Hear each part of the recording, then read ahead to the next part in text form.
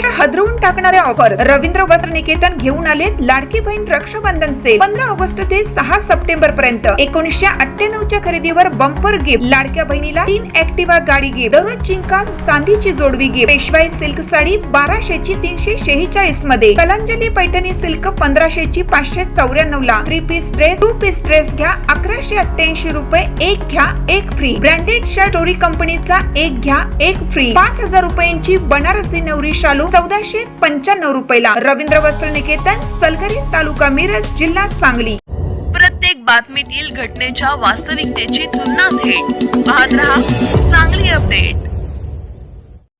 कुपवाड येथील केसरीकर दाम्पत्याच्या क्रूर हत्येनंतर निराधार झालेल्या मनोज आणि मनाली या त्यांच्या दोन्ही मुलांचे पालकत्व महाराष्ट्र शासनाने घ्यावे, तसेच यातील आरोपीला फाशीवर लटकावेपर्यंत पाठपुरावा करण्याचा निर्धार आमदार गोपीचंद पडळकर, आमदार संग्राम जगताप आणि आमदार महेश लांडगे यांनी व्यक्त केला. कुपवाड येथील मनीषा केसरीकर व त्यांचे पती मोहन केसरीकर यांच्या हत्येच्या निषेधार्थ शुक्रवारी सांगली आणि कुपवाड शहर बंद ठेवण्यात आले.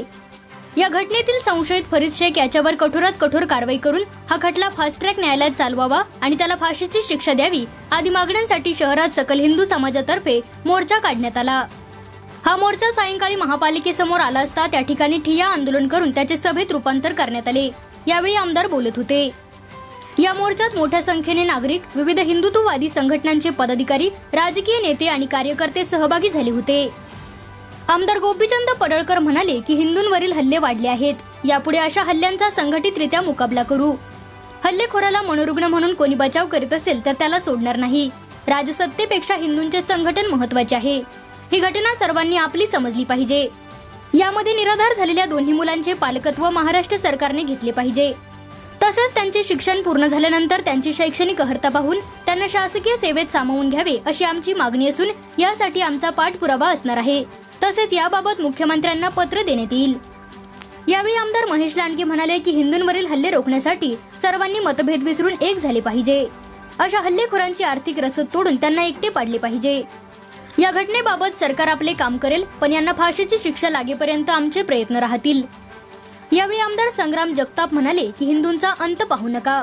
आमचा संयम संपला तर खूपच महागात पडेल. निष्पाप केसरीकर कुटुंबियांचा काहीही दोष नसताना त्यांना खूप मोठी किंमत चुकवावी लागली.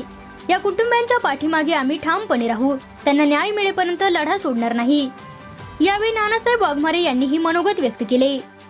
छत्रपती शिवाजी महाराज यांच्या पुतळ्यापासून सुरू असलेल्या मोर्चात सहभागी नागरिकांनी आरोपीला कठोर शिक्षा देण्याची मागणी केली. मोर्चा दरम्यान केसरेकर कुटुंबियांना न्याय मिळालाच पाहिजे, आरोपीला फाशी झालीच पाहिजे अशा घोषणा देण्यात आल्या. हा मोर्चा Datta Maruti road, Herbert road, कापडपेठ मार्गे महापालिकेसमोर आला. या मोर्चामध्ये केसरेकर यांचा मुलगा मनोज, मुलगी मनाली आणि त्यांच्या हेब्बाळ जिल्हा बेळगाव येथील नातेवाईक, ग्रामस्थ देखील सहभागी झाले होते. या मोर्चामध्ये शिवप्रतिष्ठान युवा हिंदुस्थानचे नितीन चौगुले, भाजपाच्या नेत्या नीता केळकर, पृथ्वीराज पवार, बेळगाव येथील श्रीराम सेना हिंदुस्थानचे अध्यक्ष रमाकांत कोंडुस्कर, प्रकाश ढंग, विकास सूर्यवंशी, शिवाजी डोंगरे, मकरंद देशपांडे, सूरज पवार, भारती दिगडे, मंजिरी गाडगीळ, केदार खाडिलकर, उत्कर्ष खाडे आदी सहभागी झाले होते.